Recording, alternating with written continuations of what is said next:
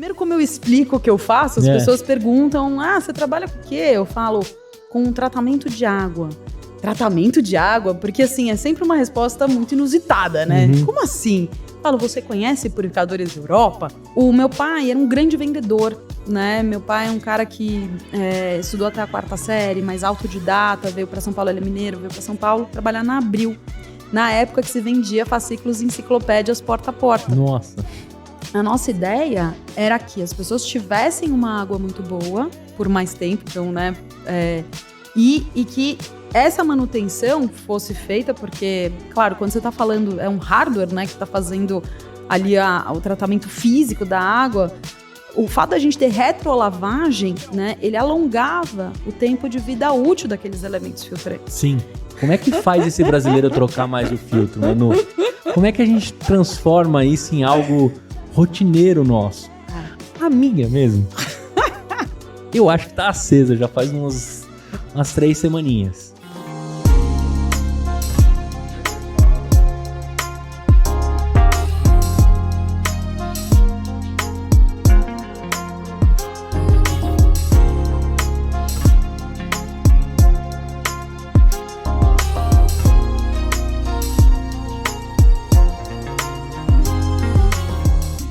Fala aí, empreendedor, fala aí, empreendedora, fala aí, sonhador e sonhadora.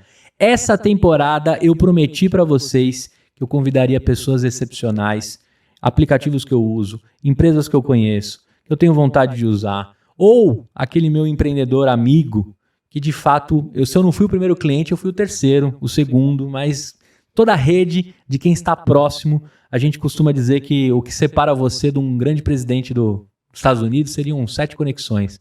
Eu acho que é até menos. Tem muita gente excepcional muito pertinho de você. Não precisa ser o presidente dos Estados Unidos, nem do Brasil, nem de outro local. O que eu falo com isso? Tem uma pessoa aqui que ela é excepcional. E com certeza, ou você, ou alguém da sua família ou dos seus amigos, tem um produto dela na sua casa. Eu estou falando dos purificadores Europa. Eu não vou te vender um purificador. O que eu vou te vender aqui é uma história de 40 anos. A gente vai falar sobre água, sobre descarte consciente e principalmente como a gente criar uma empresa sustentável. E uma parte que até me arrepia em falar, como é que um brasileiro, uma brasileira, 40 anos dentro desse país, briga com gigantes num mercado tão grande que é o mercado da água, né? Como é que a gente vai falar que isso nasce em terras brasileiras? Como é que a gente mantém essa empresa firme e forte na casa de todos os brasileiros, né? E então pega aí o seu copinho, se for purificador Europa vai ser bem melhor, se não for eu vou te convencer até o final que você tem que ter um purificador na sua casa.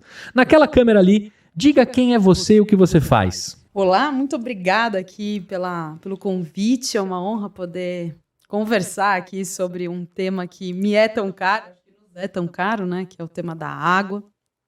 Bom, eu sou a Manuela Curti, sou presidente da Europa há 14 anos, conselheira da SDW for All, que é uma startup de impacto social, conselheira do César, que é o Centro de Estudos em Sistemas Avançados do Recife, e uma indignada, uma curiosa, uma pessoa que gosta muito de aprender, de evoluir, e que busca construir no dia a dia de negócios um ambiente de desenvolvimento e um ambiente de inovação, de evolução individual e coletiva. Agora eu quero saber de você o seguinte, claro que a gente conversou bastante antes, mas eu vou pegar você de surpresa aqui com uma brincadeira que eu sempre faço assim, você no churrasco, como é que você explica pra galera o que você faz e como é o seu comportamento num churrasco? Porque assim, vamos falar a verdade, todo churrasco que a gente esquece é da água, né? A gente lembra de tudo, menos da água. Como é a Manu no churrasco?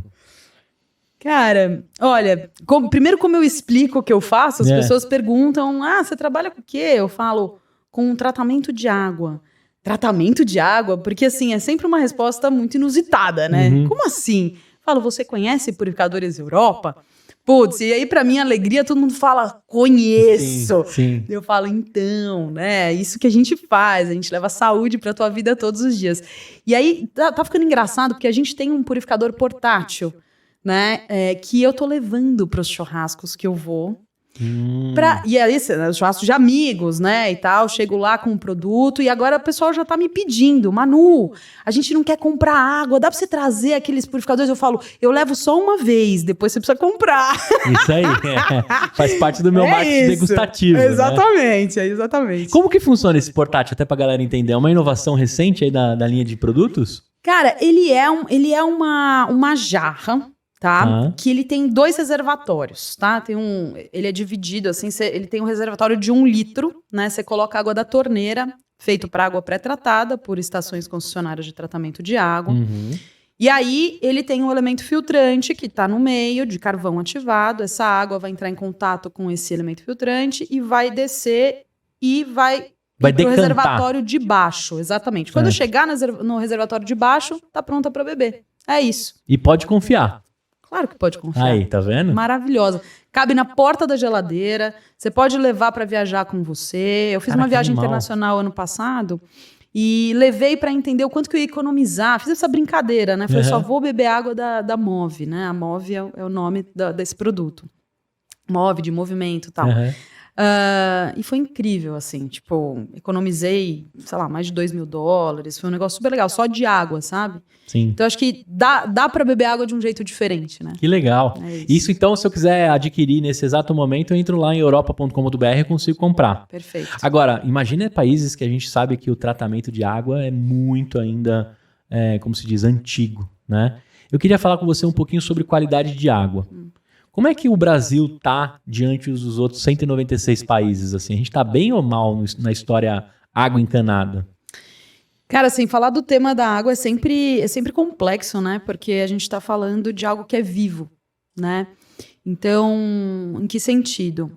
A água, ela é impactada pelo nosso comportamento de consumo, por exemplo, né? Então, assim, se a gente descarta inadequadamente os nossos resíduos, o nosso lixo, a gente tem um maior potencial de contaminação dos mananciais, do solo, da água, enfim. Então, quando a gente pensa isso de uma maneira mais ampla, a gente tem um grande desafio, né, de tratamento da água. E quando a gente fala de clima, de mudança climática, água e clima estão muito... Na verdade, assim, um não existe sem o outro, né? Eles estão muito conectados. Então, quando a gente começa a ver, por exemplo, essa intermitência no clima, né? De seca, de cheias, de falta de chuva, de muita chuva, isso impacta na qualidade de água dos mananciais, né? E aí o desafio de tratamento dessa água pelas estações concessionárias, ele vai aumentando, ele, né, fica maior. Agora, acho que é importante trazer assim, que a gente tem a distribuição de água pelos territórios, ela é uma distribuição heterogênea. A gente tem uma legislação aqui no Brasil que traz os níveis de potabilidade de água. Então, você está me perguntando, a água que chega na minha torneira, né? Qual que é a qualidade dela? Essa é uma pergunta difícil de responder, sim, né? Assim, até por regiões, né? Porque você tem muitas variáveis, né, nesse caminho da água, né? Então, nenhum manancial é igual ao outro, né? Aí você vai para o pré-tratamento da água, depois essa água é distribuída, né? Então, pela cidade, ela passa por quantos canos diferentes, sim, né? Quantas obras podem estar acontecendo nesse meio de caminho, e depois chega na sua casa, né? No seu prédio ou na sua casa. Você vai ter caixa d'água na tua casa? Essa água vai ficar numa caixa d'água? Não vai ficar? Isso também faz diferença. O encanamento desse prédio, ele é novo, ele é antigo, percebe? Então, a gente tem tantas variáveis nesse caminho que seria muito... Assim, eu te responder é bom ou é ruim, sim, de uma maneira binária é difícil, né? Agora, o que eu gosto de conversar assim, a respeito da água, eu acho que é muito importante a gente ter essa compreensão de onde vem a água que a gente bebe. Como que eu estou bebendo água hoje, né? Então, assim, para muita gente que eu pergunto, como é que você bebe água na tua casa? Tem gente que não sabe responder assim de bate-pronto, olha para cima e fica pensando, sabe? Fala, putz, cara, acho que tem um filtro lá em casa, sabe? Sim. Ou então, tipo, nossa, nunca pensei nisso. Mas eu não bebo aquele água. Galão. eu não bebo água. Eu não lembro a última vez, né, que eu bebi. Então, é engraçado, porque é uma coisa tão cotidiana, uma coisa tão simples, mas é uma resposta que não é óbvia, né, assim. E aí, quando você pergunta assim, então, é de filtro? Que filtro que é? A pessoa fala, nossa, sei lá, né? Hoje eu fiz um questionário aqui, poucos sabem responder quais os seus filtros. Exatamente. E aí, o engraçado disso também é que tem alguns que respondem, falam assim, cara, eu acho que é Europa, daí eu peço para descrever. Aí, às vezes, a pessoa descreve um de outra marca que ele acha que é Europa, entendeu? Por causa da associação da marca com o segmento, porque a gente foi pioneiro e tal. Então, a força da marca aí, né, falando. Mas então, eu acho que essa é uma discussão super válida, assim, no sentido de, putz, qual é a qualidade da água? É uma reflexão que a gente tem que fazer de onde vem a água que você está bebendo. Porque se você está bebendo uma água que vem, sei lá, num galão desses azuis, né, que a gente vê aí transitando, eu pergunto para quem bebe água de galão, de onde vem essa água? Sim. A pessoa não sabe. Ela não sabe. Eu sempre leio a fonte lá, mas, sei lá, eu tenho umas 3 que eu conheço. Fonte Ágata, que é uma famosa aí, eu sempre vejo, mas as outras, o cara pode escrever qualquer Sbrobbles lá e eu... Total, aquele rótulo pode ser impresso em qualquer impressora e colado em qualquer galão azul que você não vai saber, minha mãe né? diz, cuidado que você pode estar tomando torneral. Total, e como é que você vai saber, né? Sim. Então, acho que também a gente tem que ter um pouco de atenção, assim, para fazer uma reflexão de onde vem a água que eu tô bebendo, seja ela de um purificador, de um filtro, né, de garrafa, de galão, enfim, não importa, de onde vem. Né? Agora, se a gente falar, lógico, o Brasil é um país de tamanho continental, né? Se a gente for falar, a Europa está em todos os estados, está em praticamente todas as cidades. Mas onde tem mais purificador na Europa, assim, se a gente fosse entender, né? Se fosse baseado nas estatísticas da Europa de consumo de água, onde é que tem mais concentrados purificadores? Tá, hoje a gente tem concentração região sudeste e sul do Brasil, tá? E aí a gente, se a gente considerar estados, né, em São Paulo, Paraná, Rio Grande do Sul, então temos... Rio de Janeiro. Rio de Janeiro também, Agora, nessa distribuição, a gente também está falando que cada estado e cada cidade ali também tem o seu modo de entregar essa água na torneira. A gente também está falando de um Brasil que praticamente não tem água encanada, né? Que aí a gente vai falar um pouquinho mais para frente aqui da startup que você é conselheira, que ajuda para quem tem armazenamento de água em cisterna e outros modos. E também a gente tem uma dificuldade que as nuvens de água, elas não correm por todo esse país, né? A gente não é tão abençoado assim de água. Quando acontece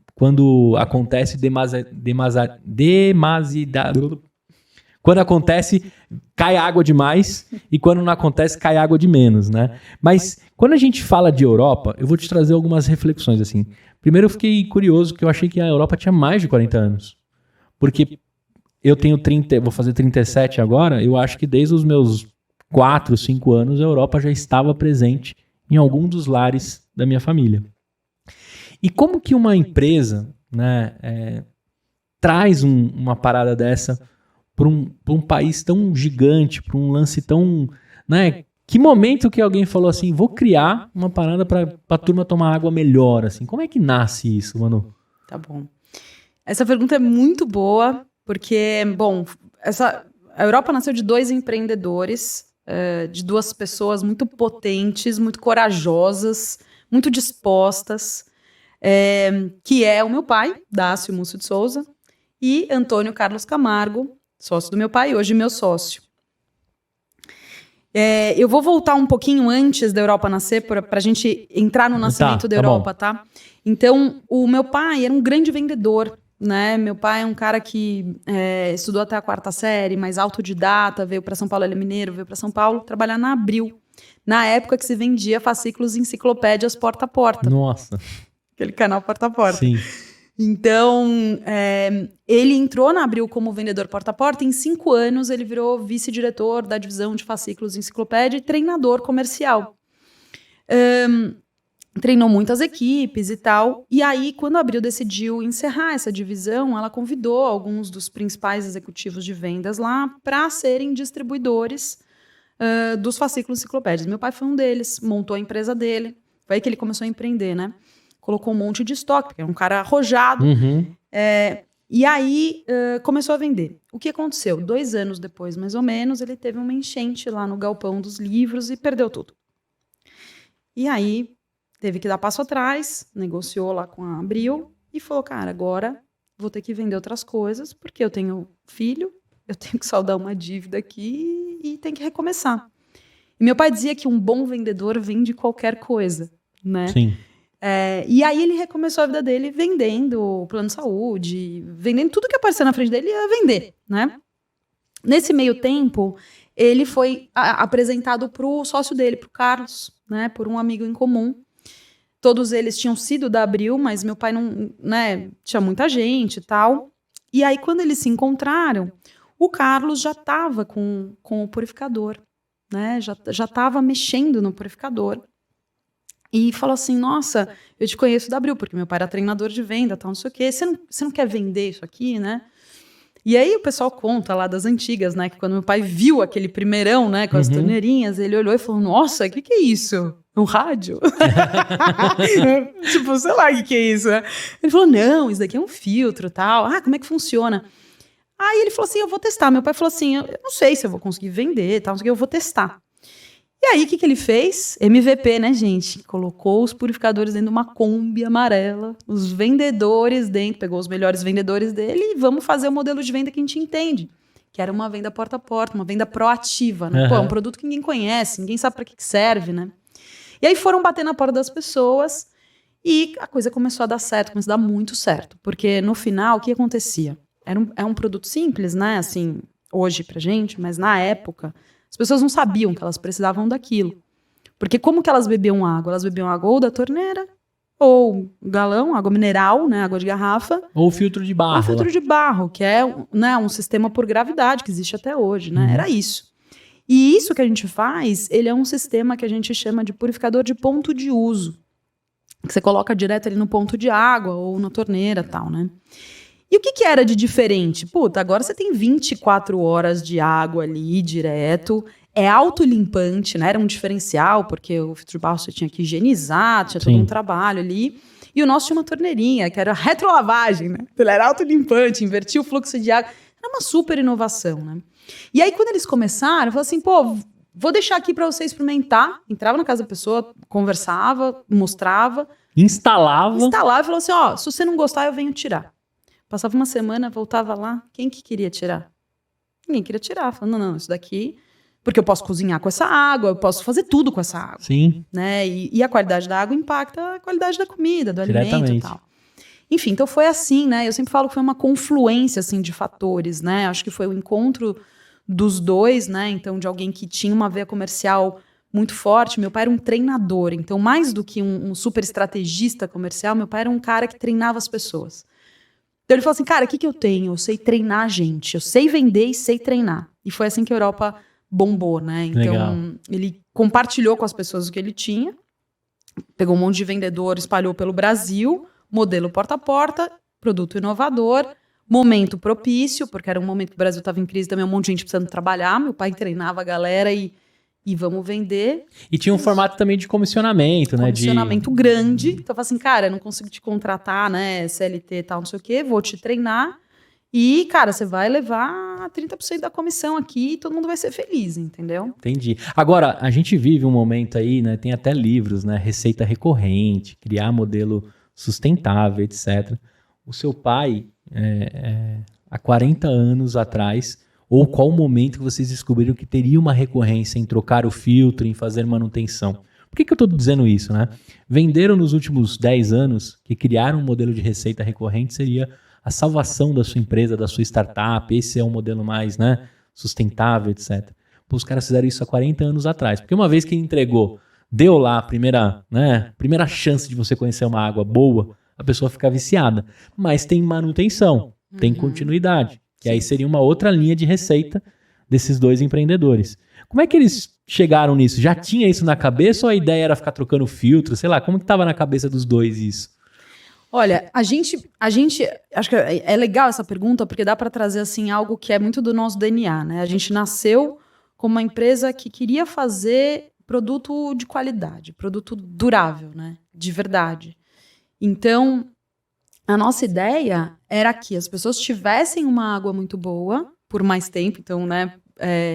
E que essa manutenção fosse feita, porque, claro, quando você está falando, é um hardware, né, que está fazendo ali o tratamento físico da água, o fato da gente ter retrolavagem, né, ele alongava o tempo de vida útil daqueles elementos filtrantes. Sim. Então, assim, você vai ter a recorrência, porém, a gente quer que você tenha essa recorrência não só do ponto de vista, tipo, eu vou fazer algo para eu ganhar dinheiro sozinho e ser ruim para você. Não, tinha que ser bom para o cliente e daí vai ser bom para a gente, né? Então, acho que essa mentalidade de ter qualidade no que entrega, tanto no purificador quanto no elemento filtrante até hoje, né? A gente é uma empresa que preza muito, muito, muito por manter os níveis de eficiência de tratamento de água altíssimos até o final da vida útil do elemento filtrante, né? Então a gente tem laboratório interno para ficar testando a fadiga desses elementos filtrantes, para ter uma noção como a gente é obsessivo por isso. Sim, a gente quer que com 3.000 litros de água, que é o final da vida útil, né? Que geralmente é 1 ano mais ou menos que bate,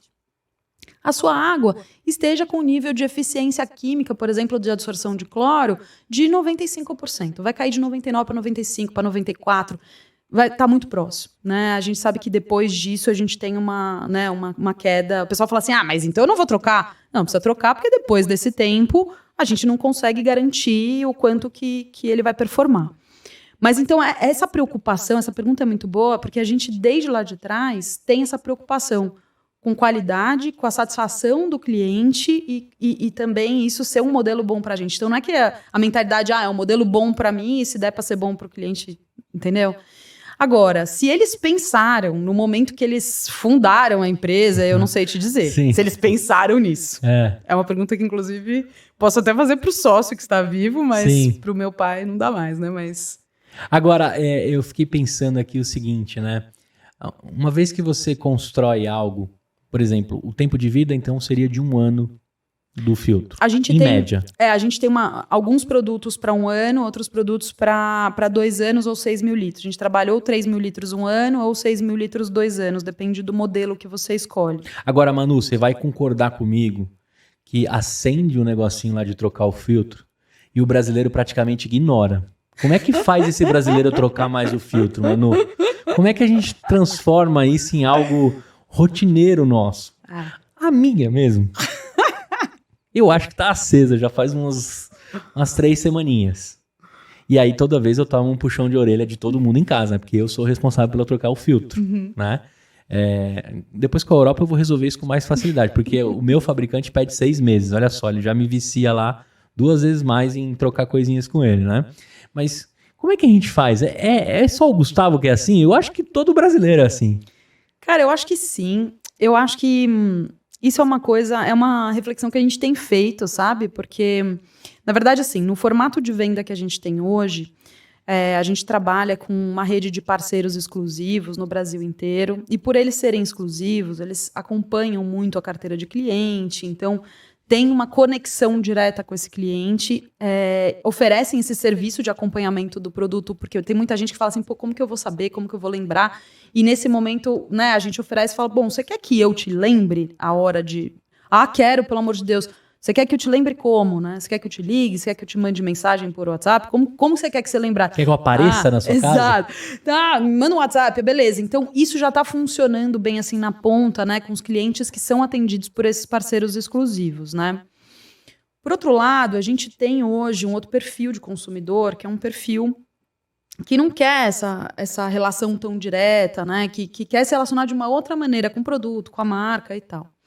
A gente tem 2 dispositivos hoje, né, nos nossos aparelhos. Um deles é um timer, né? O seu é um timer com luz, o nosso é um timer que a gente desenvolveu, que é uma etiqueta, ele não precisa de energia, então esse timer ele vai para os produtos que não são elétricos, porque a gente tem produtos que não são elétricos, né?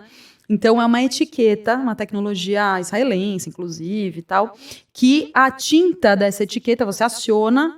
A hora que ela completar, que ela ficar toda vermelhinha, é hora de você trocar seu elemento filtrante. Que legal. Aí, sim, um cara como você vai ignorar, certo? Vai ignorar essa etiqueta. Sim. Vou colar um adesivo em cima. Você vai fingir que não existe. Então, assim, eu acho que tem um ponto interessante que é quando o seu produto começar a ter uma vazão reduzida, que é aquele fiozinho de água, é bem interessante, porque assim... passou da hora de trocar, entendeu? Entendi. Então, quando eu demorar pra encher o copo de água, pode ser um sinal de você falar assim, putz, você vai ficar impaciente. Você vai falar assim, cara, por que tá demorando Que tanto? saco, né? Tá na hora de fazer manutenção. E é engraçado que tem gente que não se dá conta disso e fala assim, pô, será que esse negócio tá com algum problema? Isso. Aí começa a olhar tudo, menos o filtro. Aí chama, ela fala, tá com problema, não tá saindo água. O problema é que precisava ter trocado, né? Não, eu imagino o técnico chegando, aí ele tira e fala, irmão, acho que passou do ponto, né? E a gente tem um dispositivo também que chama Conta Água, que é bem legal, que é um reloginho que conta os litros de água que você tá consumindo. Que legal. Mas ele também, né, no caso de pessoas que vão ignorar, ele também pode ser ignorado, né? O que eu acho, assim, a gente tá refletindo muito sobre isso e em como que a tecnologia vai nos ajudar nisso, né? A real é que hoje a gente tá muito hiperestimulado, né, gente? Assim, a gente Sim. tá muito... estímulo de todo lado, né? Então você tem que ter atenção a tantas coisas, né? O meu TDAH é fortíssimo, diagnosticado. Então a chance de eu falar assim, vou comprar, entre fazer outra coisa, esquecer e passar mais 3 semanas é altíssimo. Sim. Não tem como. E mais todos os estímulos que a gente tem, etc. E quando você leva um filtro para sua casa, ele passa a ser um hábito tão comum, né? Parece que ele vira algo assim orgânico. Né? Diferente na casa dos meus pais, que eu lembro que teve o filtro de barro, e existe ainda uma tradição da minha mãe pegar a água filtrada, botar na garrafa e botar para gelar no refrigerador. Até o dia que eu comprei para ela um purificador que tem já refrigeração. Mas ainda continua esse costume, porque ela fez por 30 anos, ninguém vai tirar isso da minha mãe. É hábito, né? né? Então eu chego lá, sempre tem a água geladinha e bonitinha. Que minha mãe sempre enche, né? Filho e adolescente não enche a garrafa. A gente toma e devolve do jeito que tá, se duvidar, devolve vazia, né? Todo mundo quer água gelada, mas ninguém quer encher o jarro. Nessa construção de uma água mais saudável, de um dia a dia do brasileiro, como é que você consegue se manter dentro da casa desse brasileiro? Diante de tantos outros estímulos que você tem de marcas, de tecnologias, da China, fazendo outras coisas. Como é que você fica lá? Porque você me falou que tem uma cliente de 40 anos de filtros Europa. Sim. Como é que você consegue, além desse marketing maravilhoso que foi feito nas últimas 4 décadas, mas como é que você fica lá e não sai? Sim. Eu acho que é a combinação de duas coisas, né? Eu acho que é qualidade da água que a gente entrega para as pessoas, né? Qualidade do produto, né? A durabilidade do produto e nível de serviço. Essa de 40 anos é o mesmo filtro? É o mesmo. Praticamente a Europa está de olho para usar no museu. É o primeiro. É o primeiro. Que legal. Então, assim, eu acho que são esses 3 principais fatores, né? Assim, qualidade do produto, 4, na verdade, né? Eu poderia dizer. Qualidade do produto, nível de serviço, né? Nível de atendimento, né? Na ponta. E a qualidade da água entregue, né? A gente acaba tendo uma percepção maior dessa qualidade de água entregue quando a gente tem alguma situação, por exemplo, de uma água mais prejudicada, né? Que está chegando nas torneiras, né? Então essa percepção fica mais aguçada. Lógico, tem algumas pessoas que têm um nível de exigência, né? Um paladar mais desenvolvido, enfim, e consegue perceber. E é engraçado porque é recorrente algumas pessoas perguntarem, nossa, por que a água de vocês é tão leve, né? Tipo, a gente, às vezes, fornecedores que visitam a gente, consumidores, por que é tão leve, né? Então, isso provavelmente tem a ver com o nível de eficiência química que a gente traz dentro da nossa tecnologia, do nosso elemento filtrante, né? Então, isso provavelmente está associado a isso, né? Quando a pessoa percebe isso no paladar. Sim. Então, acho que tem essa confluência. E claro que daí a marca, né, o tempo de vida da marca, né, a tradição, a confiabilidade, assistência técnica disponível, peças disponíveis. Eu acho que não é uma coisa só, né? Eu acho que se a pessoa comprar uma Europa e manter a Europa durante muito tempo, é a pessoa sentir que ela é vista, que ela é atendida, que quando ela precisar, ela vai conseguir acessar, né? Então, a gente tem, por exemplo, o nosso atendimento ao cliente, ele é nosso, né? Ele não é terceirizado, a gente nunca quis terceirizar, porque o cliente é a coisa mais importante que a gente tem. Né? Sim. A gente quer ouvir direto, né? Agora, como é que vocês trabalham a parte do design, assim? Porque aí eu vou trazer um relato meu, assim. Os primeiros filtros que eu conheci, não eram assim tão bonitos, muito eficientes, muito, né? Acredito em tudo que você está falando e concordo. Mas tinha um lance design. E depois a Europa começou a fazer uns designs bem diferentões, né? Como é que vocês acompanharam também? Porque tá na casa do brasileiro, você faz parte da decoração dele, né? A cozinha da minha mãe, ela conhece cada azulejo dela. Então, para colocar um purificador, ele tem que ornar com tudo. Eu vou usar até uma palavra que ela usa.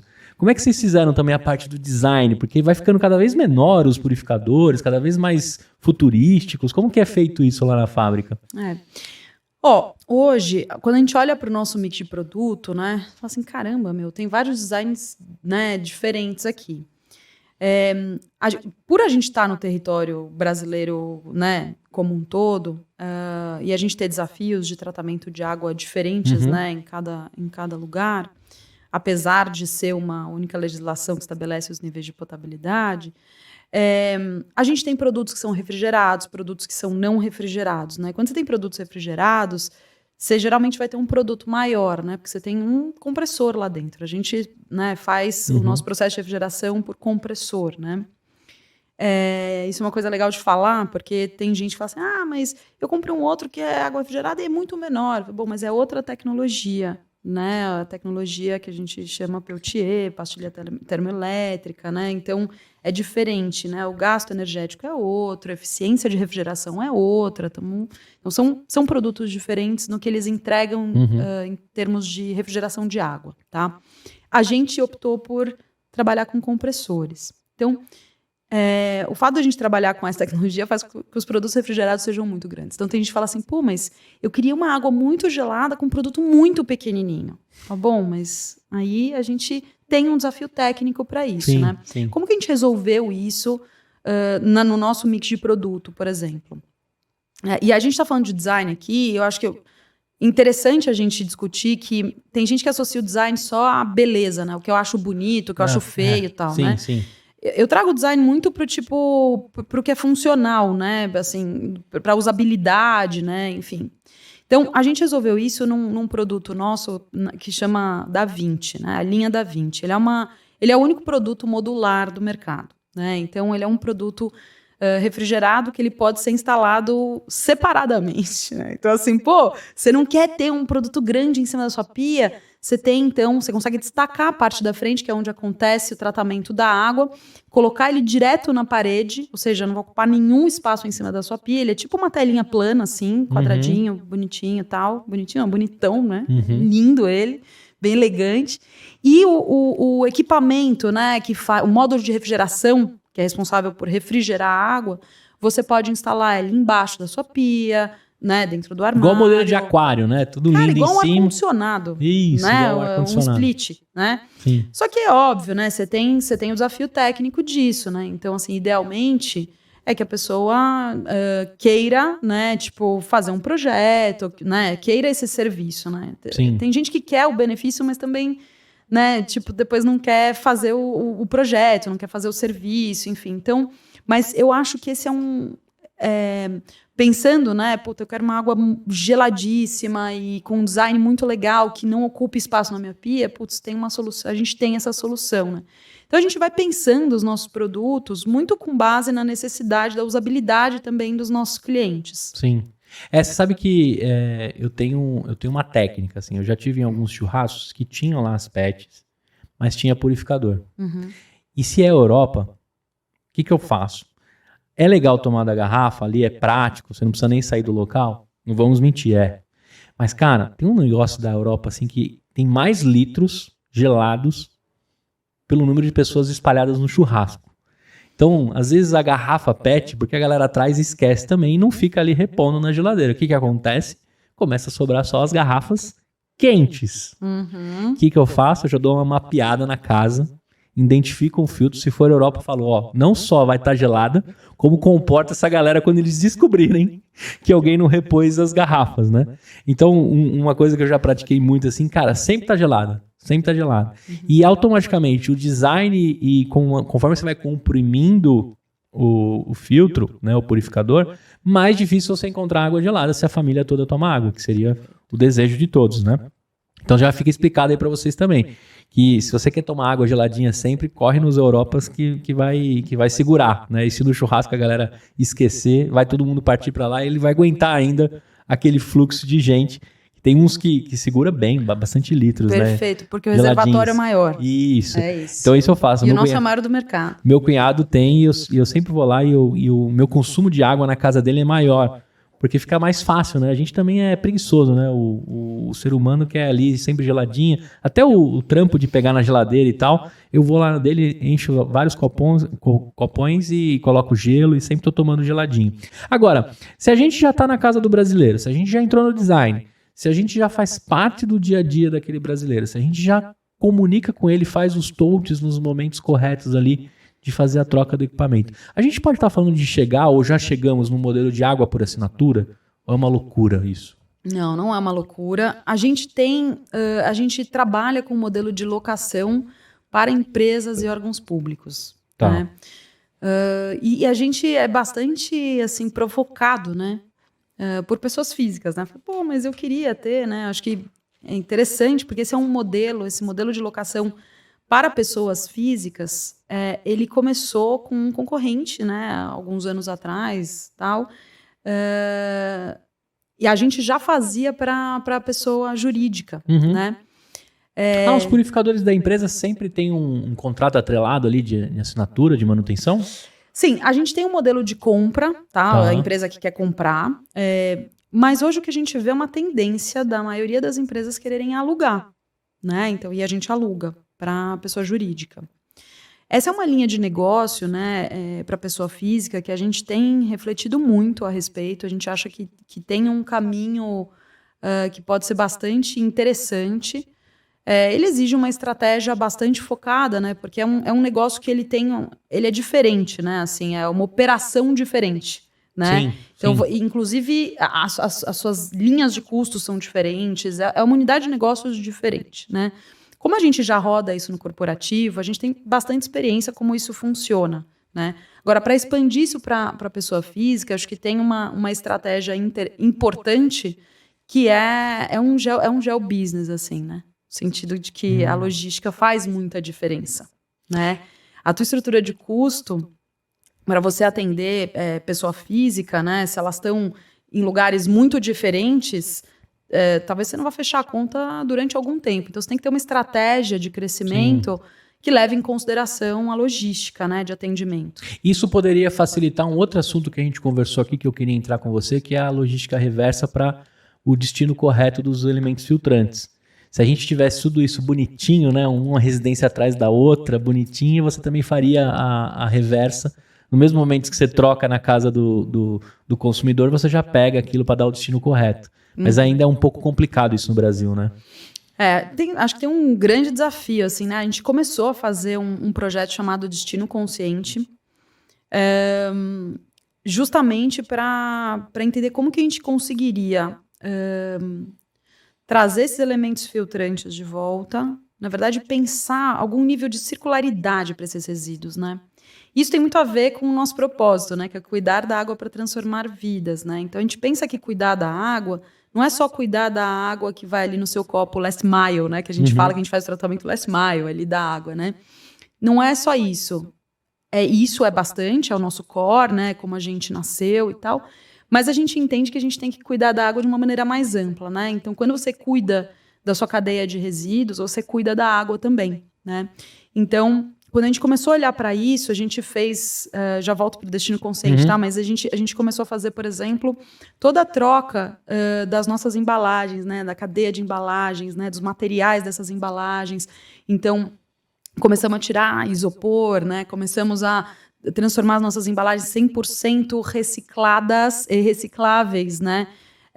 Esse é um super processo, né, que a gente vem desenrolando ao longo do tempo, que pode parecer uma besteira, né, mas a gente está cuidando dos nossos resíduos, né, da qualidade desses resíduos, né. O primeiro passo foi tentar reduzir o máximo possível, o segundo passo, vamos trocar esses resíduos. Então, eu acho que é uma jornada, né, longa essa. Sim. Mas a gente tem que estar atento e tem que ter constância. O Destino Consciente vem com essa ideia de como é que a gente lida com esses resíduos que fazem parte do nosso negócio como recorrência, que são os elementos filtrantes, né?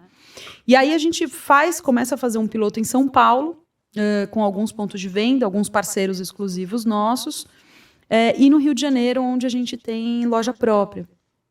E começamos a pilotar isso para entender, né, quais eram os desafios e tal. E tem um desafio de escala muito grande, né, para conseguir viabilizar essa logística reversa de uma maneira massiva no longo prazo, né. Não desistimos, né, a gente está aí fazendo esse passo a passo, mas a nossa inquietação era, será que esses elementos filtrantes podem servir como matéria-prima para alguma outra indústria, né, num segundo momento? Então essa é a nossa inquietação. Nesse momento, assim, a gente descobriu que sim, que pode servir, mas que a gente precisa de um volume maior, né? Sim. E aí a gente precisa conseguir viabilizar os custos, né, dessa logística reversa a nível Brasil, né? Aí a gente está falando que os destinos poderiam ser construção de piso, de blocos, parte mais de construção, né? Sim.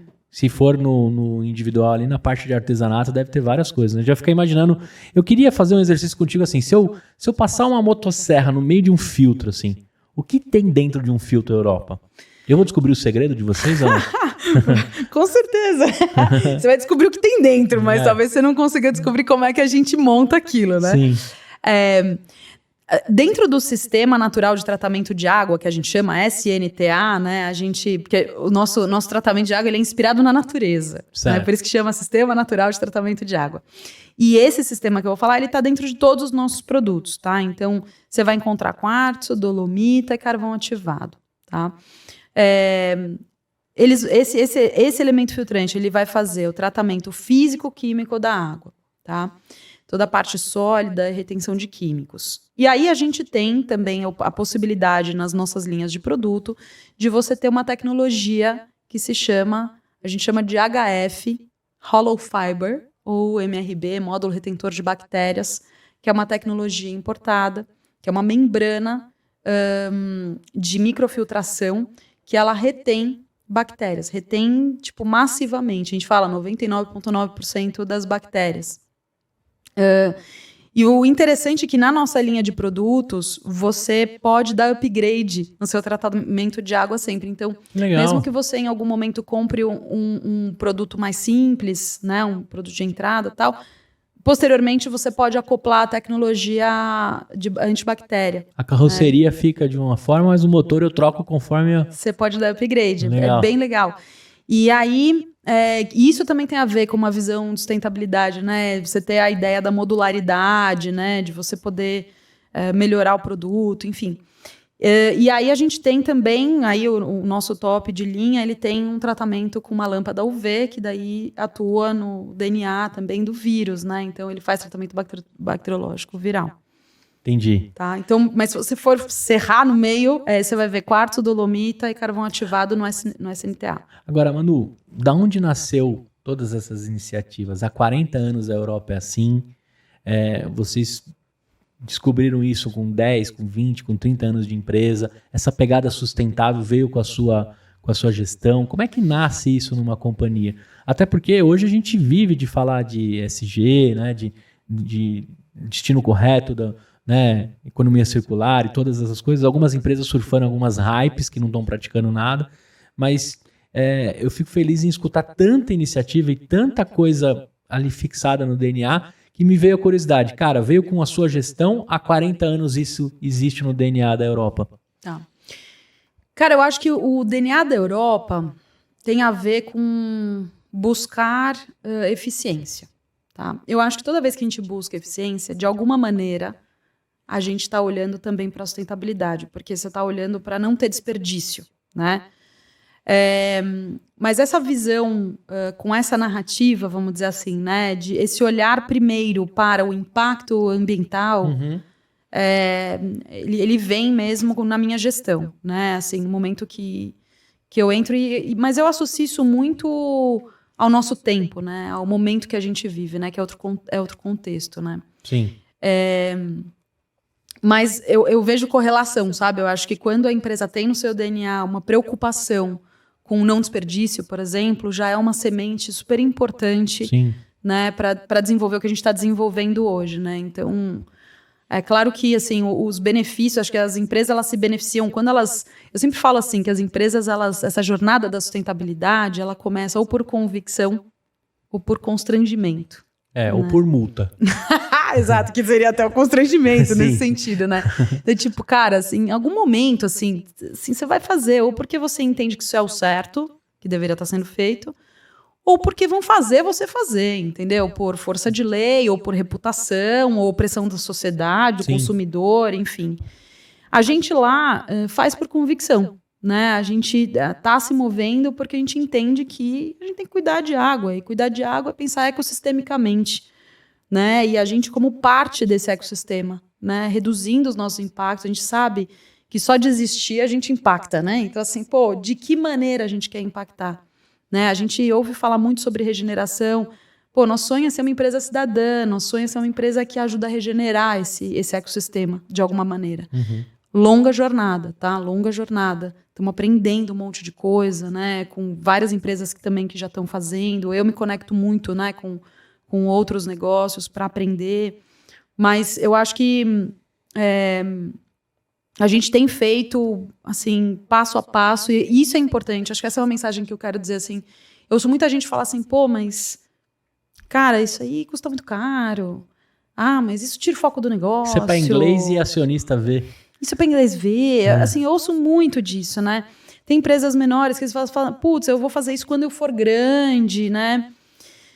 Cara, e aí tem gente que fala assim, uma coisa é nascer sustentável, outra coisa é transformar, né?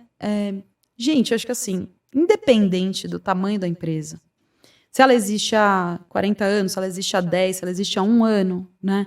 Eu acho que a gente tem um papel a cumprir, né, enquanto parte da sociedade. Né? Assim, essa é a provocação que eu quero deixar, né? A gente tem que fazer o que dá para fazer. Às vezes não dá para fazer, tem coisa que não é viável, tem coisa que vai demorar um tempo para fazer. Ok. O fato de não ser viável agora não quer dizer que você não vai fazer viabilizar, entendeu? Não vai buscar a viabilidade para fazer daqui a pouco, sabe? Então, eu acho que o senso de urgência da transformação precisa permear os negócios, né? Os empreendedores, os negócios. É responsabilidade do empreendedor hoje. Talvez há alguns anos atrás não se falava disso. Ok, hoje a gente fala. Mas a gente tem que fazer, né? Eu acho que tem um lance, né, mano? Você tem filhos ou não? Não. Não.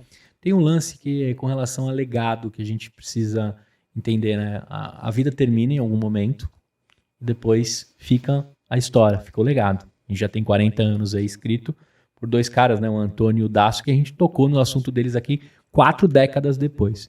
Por que eu perguntei se você tinha filho, né? Porque eu comecei a ficar muito mais consciente com o que eu estava preparando para os próximos anos depois que o João nasceu e o Davi.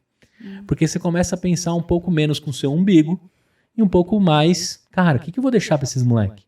Né? Se a gente tomar banho demorado demais, vai chegar uma hora que eles vão ter que pagar pelo banho, né? Pela água que passa pelo chuveiro, pela água que passa pela nossa torneira. Cada vez isso vai ficando mais escasso, mais difícil. O planeta, né, se destruindo.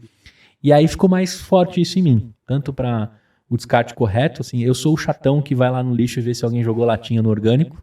E aí eu pego, enfio a mão lá mesmo, né? Agora eu tenho uma técnica que, como eu tenho muita sacolinha que vem do mercado, eu tento diminuir o número de sacolinha e quando eu tô com ela, eu uso para fazer o descarte consciente. Então na minha cabeça eu empato, pelo menos, né? Eu pego uma sacola para retirar algo do lixo orgânico. E aí, essas atitudes, eles olhando ali, eu já peguei o João indo numa lata assim que o tio deixou, pegou e falou, pai, essa aqui é aqui, né? É isso daí. E na hora da gente descartar lá embaixo no condomínio, ele faz questão de ir comigo e ver se eu joguei certo também, né? Ele é meu fiscal de orgânico e reciclado. Muito bom. Mas isso despertou, eu precisei ser pai para despertar isso. Porque eu lembro que na escola já era maçante e a gente já tinha bastante discussão na minha época de escola sobre o planeta que a gente ia deixar para 2020, 2025 e tal. E a conta chegou, né? Chegou tanto o relógio lá do McFly no De Volta para o Futuro, como chegou também a nossa conta, né, do planeta. Mas a gente precisa sofrer alguma coisa para entender. A gente não tem muito visão do que vai acontecer se a gente não agir agora. E aí você me contou mais umas coisas aqui que eu fiquei muito feliz, assim. Eu queria que você contasse sobre a experiência de vocês em eventos, que praticamente quase lixo zero em alguns eventos que vocês entraram, que você me contasse esse desafio. E depois também como você participa como conselheira numa startup que também está vislumbrando quem não tem esse acesso a cano e água. Começa pelos eventos. Como que é isso? Te ligaram pedindo para ter zero lixo no evento e começaram pela água? Isso. Então, em 2017, eu recebo uma ligação de uma pessoa que estava fazendo um evento no Rio de Janeiro, um evento de 2 dias para discutir a nova economia, e eles estavam fazendo um evento lixo zero by design, né? E eu falei, caramba, né? Como é que é isso? O que é isso? Isso seria o quê? Eu começar o evento pensando desde o início lixo zero. Uma premissa, né, do evento deles, assim, já que a gente vai discutir a nova economia, né, que é uma economia participativa, que são novos materiais, novas tecnologias, para viabilizar um mundo melhor, né? Bom, nosso evento ele tem que ser um evento que gere um impacto, que neutralize seu impacto, né? A gente está sempre impactando, né? Ou positivamente ou negativamente. Então, como é que do ponto de vista ambiental a gente faz um evento lixo zero, né? Então, isso era uma premissa básica. Então, eles desenharam o evento para que isso pudesse acontecer. Que legal. Né? Em 2017. 2017. E eu acho que isso é muito diferente de você conceber o evento e depois falar, bom, como é que a gente faz ser sustentável, né, a partir de agora, né? Então, esse evento, ele considerava o quê? Gerar o mínimo de resíduo possível, né? E dentro dos resíduos que fossem gerados, os melhores resíduos do ponto de vista de reciclabilidade, de geração de impacto social, e parceria já com cooperativas, uma logística otimizada, um negócio super legal. E aí me ligaram e falaram assim, Manu, a gente quer fazer um evento lixo zero que tenha água de graça para todo mundo. Então, já com a premissa de que todo mundo tem que beber água de graça, né? Antes de acontecer as melecas que rolaram aí. Bem antes, assim, isso já era uma ideia clara, né? Só que sem ter lixo nenhum para beber água, né? Daí, será que vocês podem ajudar a gente nisso? Daí eu falei, olha, Bruno que me ligou, eu falei, Bruno, a gente nunca fez isso. Eu fui muito transparente com ele, né? Eu falei, olha, a gente nunca fez isso, mas eu acho essa ideia incrível, eu adoraria fazer. Mas a gente vai ter que fazer isso juntos, né? Porque a gente está disposto a aprender, né? Assim, e executar, né? Você banca, né? Isso. Que provavelmente foi a palavra foi a resposta mais próxima que ele conseguiu de todo o restante do mercado, né? Pois é. Porque é isso, né? Acho que muitas vezes a gente olha e fala, puta, eu não faço isso, né? Poderia ter dado uma resposta assim, nossa, isso tá fora, em né? seguida a sua vida. Isso, né? Mas isso, cara, de alguma maneira, eu falei, cara, isso faz muito sentido, né? Isso faz muito sentido. Então, e faz muito sentido por quê? Porque a gente cuida de água, né? Então, assim, tá falando de, né? Faz sentido. Então, naquele momento, a gente topou, e aí foi muito legal. Foi um evento para quase 10 mil pessoas, 2 dias. Era um estilo assim de um evento com vários palcos simultâneos, tipo um festival e tal. E a gente montou uma ilha de hidratação e colocou purificadores, né, para as pessoas pegarem água, tipo autosserviço, né, em vários lugares do evento. E a gente monitorou ao longo do evento quanto que as pessoas beberam água, né? Aí o pessoal pergunta, mas e os copinhos, né? Aí tinha uma parceria com o pessoal do Meu Copo Eco, que é um pessoal também, né, voltado para a sustentabilidade, que tem os copinhos de plástico reciclado e recicláveis, né? Eles tinham ali um stand do lado do nosso, ali uma ilha do lado da nossa, onde as pessoas podiam comprar aqueles copos que são reutilizáveis e colecionáveis e tal, ou poderiam alugar o copo pelo evento, sabe? Que legal. Então, tipo, se eu não quisesse no final, eu devolvia o copo, pegava R$5 de volta, era R$5 o valor do copo. Uhum. E aí, tudo que ele bebesse no evento, ele ia beber naquele copo. Tudo. Então, por exemplo, quero uma cerveja, né? Ia lá, comprava cerveja, o cara que já te servia cerveja no copo, já amassava a latinha lá, já separava, porque a partir de X que juntava ali de latinha, né, quilos, a cooperativa já estava lá para ir dando vazão. Que legal. Muito legal. E aí a gente mediu, e aí a gente fez um relatório de impacto, assim, a gente falou, caramba, o quanto essa iniciativa economizou de embalagens, né? E aí a gente fez uma conta lá para garrafas PETs de 500 ml, né? E aí tinha dado uma conta assim, cerca de 12 mil garrafinhas de 500 ml, um negócio surreal, nos 2 dias, né? E aí, no final, eu fiz uma roda de conversa com o pessoal, né, ali do evento, né, que estava participando, para contar sobre essa iniciativa. E essa foi uma iniciativa super importante para a gente fazer outros eventos nichados para a sustentabilidade primeiro. E agora, né, que a gente está em 2024, fico feliz em dizer que a gente faz todos os tipos de evento, né, porque tem uma crescente, né, nessa consciência, né, para os resíduos, para o lixo, para a circularidade. E acho que isso é uma linha de negócio que está efervescendo assim, nesse momento, sabe? Se eu for dono de um evento grande no Brasil, ou médio ou pequeno, eu procurar a Europa, dá para fazer negócio? Dá, pode ligar para a gente. Que legal. Agora, a gente está falando de eventos e de eixos que a água está encanada, está chegando, está bonitinha, o evento lá com certeza foi um sucesso, mas a gente tem regiões ainda que não chegam água e muito menos o tratamento da água. E aí, o que você foi fazer, ou quem te convidou para você fazer parte de uma startup que de fato está levando, né, água saudável também em regiões remotas e outras formas de elementos filtrantes lá, né? Perfeito.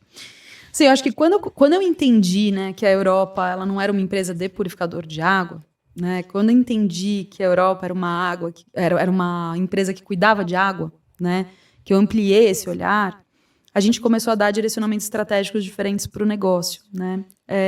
E eu, cada vez mais, fui me conectando a essa rede de pessoas que trabalham com água, diretamente ou indiretamente, né? Porque é um tema amplo e complexo. Eu sempre falo que o tema da água, cara, precisa de muitos atores articulados, sabe? Para que a coisa aconteça, né? Enfim, então... Nessa jornada, eu conheci o trabalho dessa empreendedora brasileira, a Ana, e só um parênteses, né? Em 2017, inclusive, a gente trouxe para o Brasil, a gente ajudou, né? A gente apoiou fortemente uma ONG canadense chamada Waterlution, que trouxe o WIL Brasil, que é o Water Innovation Lab Brasil, que são cursos, né, de formação de líderes pela água, de jovens líderes pela água, né, de 18 a 35 anos, forma lideranças que vão atuar no tema da água, né, e eles fazem isso no mundo inteiro, né, e aí a gente apoiou eles para eles virem também para o Brasil. E aí, nessa rede, eu acabei interagindo com a Ana. A Ana, então, é uma empreendedora baiana, brasileira, que aos 16 anos inventou o Aqualuz, que é uma tecnologia sustentável de baixo custo que esteriliza água de cisternas no semiárido brasileiro através do raio UV do sol. Caraca. E eu me apaixonei, assim, ela é uma empreendedora bastante premiada, assim, globalmente e tal. E eu adoro esses Brasis, né, que dão certo, né? Eu acho que é nossa responsabilidade, assim, ser caçadores dos Brasis que dão certo, sabe? Sim. Tipo, a gente devia ser entusiasta desse Brasil que dá certo, né? Porque a gente passivamente ouve muito o Brasil que não dá certo. Mas tem um Brasilzão que dá muito certo, né? Sim. E são as pessoas, né? São os brasileiros. Então, eu fico super, assim, feliz, né? De falar da Ana, do orgulho que eu tenho dela, do trabalho dela, né? Ela empreende há quase 11 anos, né, a SDW. O Aqualuz é um dos produtos que ela faz, é o carro-chefe. E aí, ela me convidou, né, há 3 anos atrás, para fazer parte do conselho consultivo dela. E aí eu fui com todo o prazer do mundo. E eu sempre disse para ela assim, poxa, Ana, algum dia a gente vai fazer algo juntas, né? E aí, esse ano, a Europa completou 40 anos, né, de empresa. E a gente fez essa reflexão, assim, poxa, como é que a gente quer comemorar esses 40 anos de vida, né?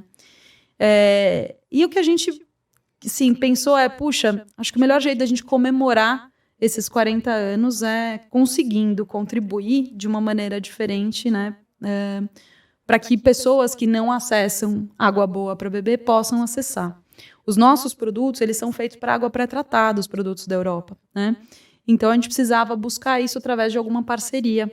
E aí, né, eu já era ali do conselho da Ana, falei, Ana, você topa fazer uma parceria para a gente mudar a vida de 40 famílias, né? Para a gente fazer com que 40 famílias possam beber água boa a partir de agora, né? E esses 40 tem a ver com os 40 anos da Europa, né? Então, E aí eu falei com a Ana, a gente fez também um contato, né? A gente articulou com 18 lideranças femininas, né? Porque essa campanha ela nasceu em março, que é um mês da mulher também, né? Então, em março, a gente tem o aniversário da Europa no dia 14, a gente tem o Dia Mundial da Água no dia 22, e no dia 8 a gente tem o Dia Internacional da Mulher. A gente uniu essas 3 datas para potencializar, então, essa campanha com lideranças diversas do mercado, né, que são mulheres vocais, né, potentes, engajadoras, para que a gente conseguisse fazer um crowdfunding onde a Europa aporta uma parte do dinheiro e essas mulheres mobilizam também a sociedade para que a sociedade também contribua nesse movimento, né? Então, até o final do ano, a gente deve conseguir implantar esse projeto. Essa campanha está rodando ainda. Vou colocar o link aqui na descrição. Boa, Elas por 40. E a gente quer potencializar para fazer isso logo, né? E qual vai ser a cidade que vai acontecer? Interior da Bahia, uma comunidade chamada Laje dos Negros. Laje dos Negros. Então, a descrição aqui, ó, você pode ajudar e fazer a diferença em 40 famílias aí, levando uma tecnologia, levando mulheres brilhantes que construíram ela com 16 anos. Parabéns, Ana, com 16 anos.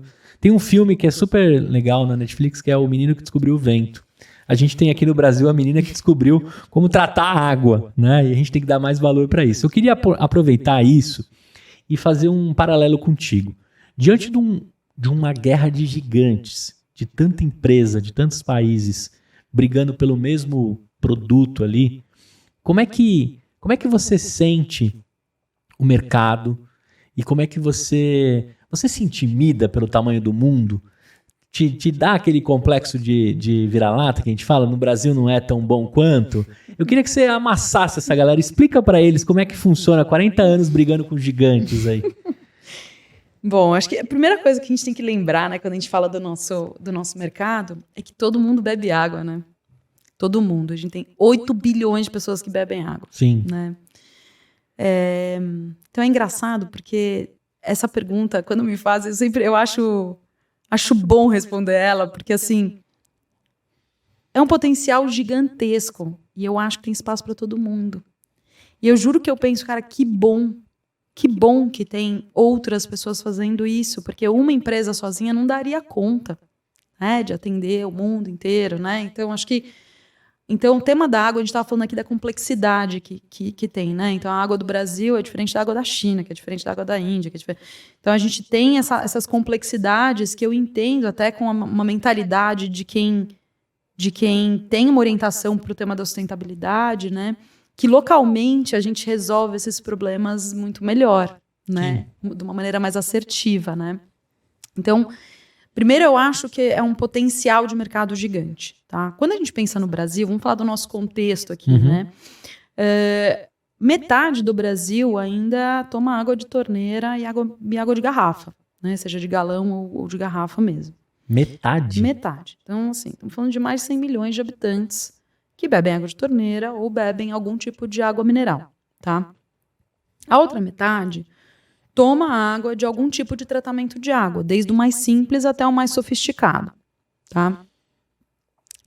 Dentro desses tipos de tratamento de água, a gente tem uma segmentação aí, né? A gente tem os filtros de barro, que são sistemas por gravidade, a gente tem os filtros de torneira, a gente tem os filtros de ponto de uso, a gente tem os filtros que vão embaixo da pia, a gente tem os filtros que vão acoplados na torneira, né? Então, o que eu quero dizer com isso? E aí, dentro desse universo de filtros, você tem usabilidades diferentes. Então, você tem gente que, sei lá, usava filtro de barro e vai para um de ponto de uso. Por quê? Porque usa diferente. Ah, não quero mais limpar, não quero mais. Tá bom. Você tem o cara que, às vezes, migra do ponto de uso para o de torneira. Ah, por quê? Porque eu mudei para apartamento menor, não tem espaço, quero pôr na torneira. Você tem esse trânsito, né, de clientes. Então, como é que eu vejo isso, né? Eu acho que quando a gente tem mais concorrência dentro do nosso segmento, a gente tem um lado positivo disso, quando os produtos são produtos legais, né, produtos bons, porque o setor ganha maturidade, o setor avança, né? Então, a tendência é que daqui a algum tempo 80% dos brasileiros tenham purificadores, 90%, entendeu? Por quê? Porque a gente está indo... Quando você tem um purificador em casa, vamos supor que você bebia água de garrafa, sei lá. Você comprava a garrafa de 1,5 litro para beber água, de água mineral. Cara, você colocou um purificador nosso lá, são 2.000 garrafas que deixam de ser lançadas no meio ambiente por ano. Sim. Então...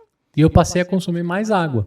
E você vai consumir mais água, e você vai gastar menos, e você vai contribuir com o meio ambiente. Sim. Então, eu acho que a tendência, tá, desse mercado é ele crescer. Ele cresce, tá? Assim, é um mercado que cresce, o de filtros e purificadores, ele vai crescer mais, tá?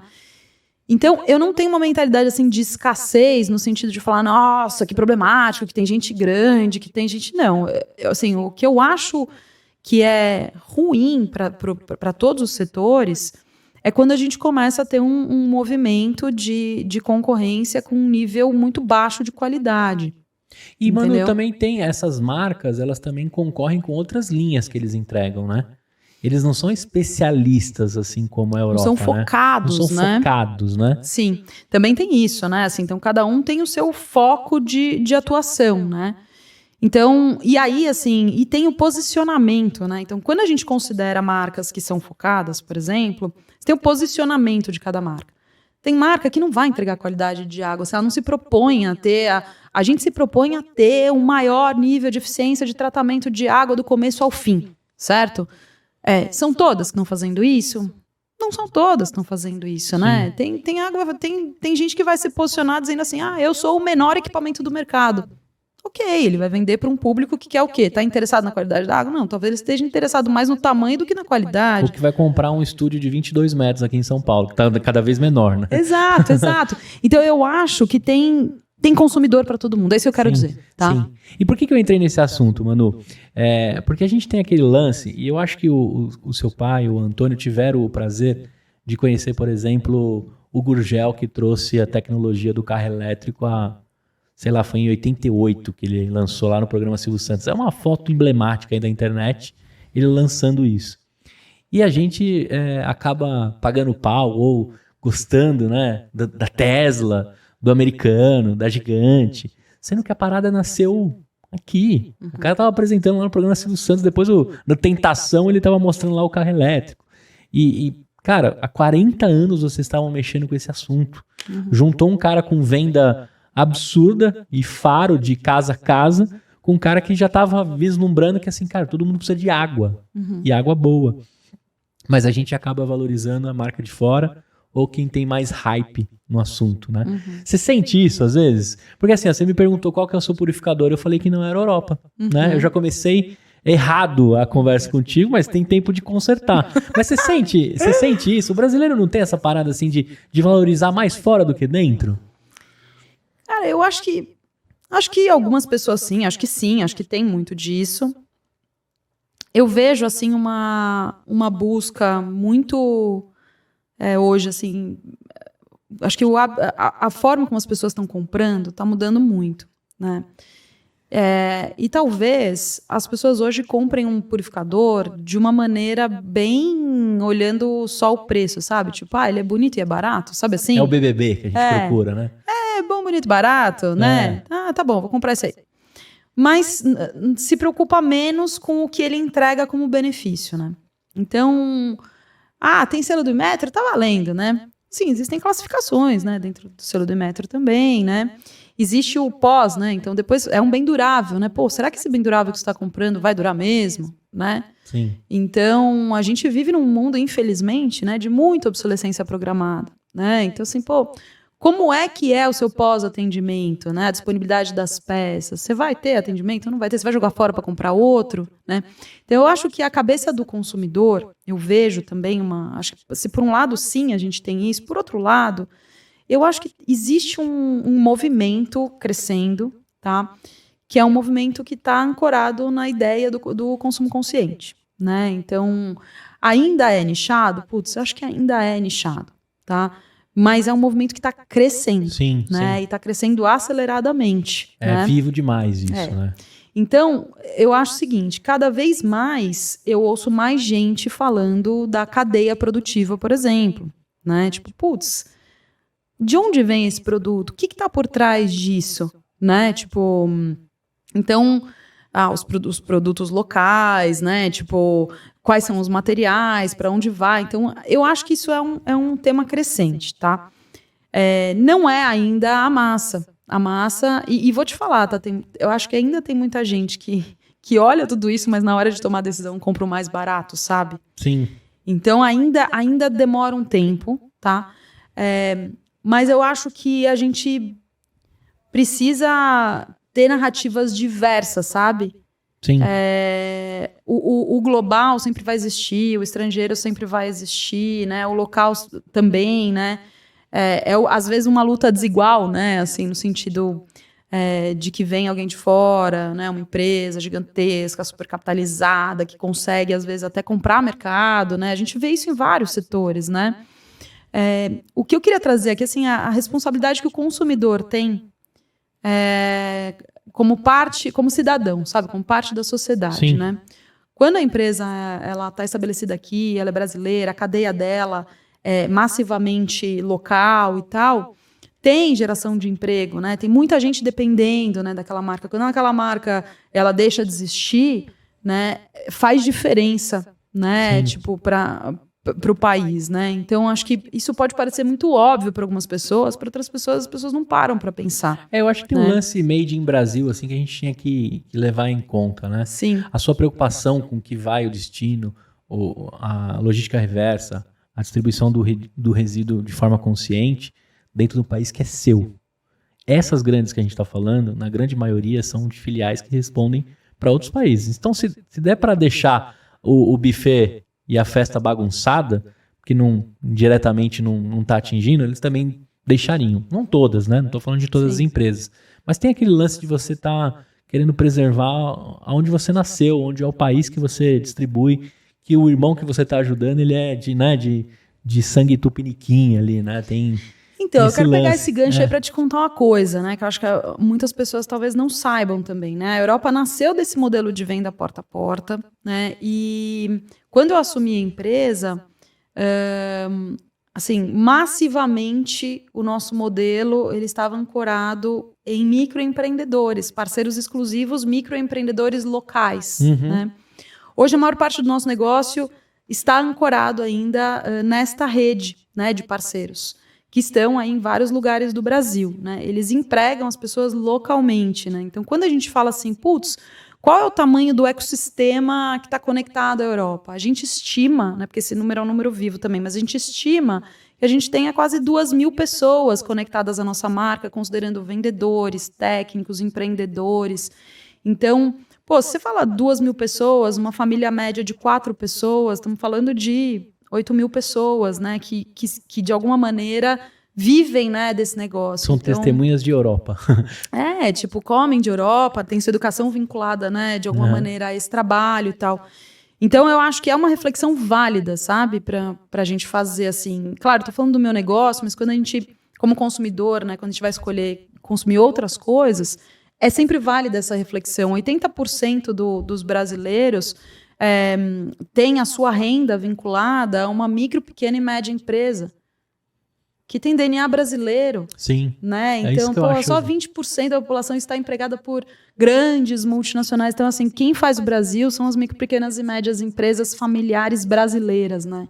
Então, essa reflexão ela é super interessante, sim, né? Para a gente entender que a nossa carteira tem um poder, né? Sim. Eu sempre falo assim, cara, quando você escolhe consumir uma coisa em detrimento da outra, é como se você fosse um investidor daquilo, sabe? Você fala, puta, eu vou pôr meu dinheiro aqui, sabe assim? Sim. Porque eu quero que isso viva, né? Agora, eu tenho duas... na verdade, eu tenho uma curiosidade. Por que Europa, se você sabe? Porque batizaram como Europa, né? Às vezes também nasceu da sala dos dois lá e ninguém vai saber o resultado da conversa. E se dentro dessa construção... a Europa em si já foi flertada aí para ser adquirida por uma grande. Se você quiser responder essa pergunta, tá? Mas me responde primeiro da Europa, depois me diz se um China ou um Sheik veio aqui querer comprar a Europa. Então vamos lá. Cara, essa pergunta ela é sempre engraçada. Assim, nasceu da sala deles, tá. né? Não teve nenhuma grande agência construindo, fazendo um branding, um naming, um negócio, né? Mas Na verdade, eles estavam ali putz, o modelo de venda se provou, né?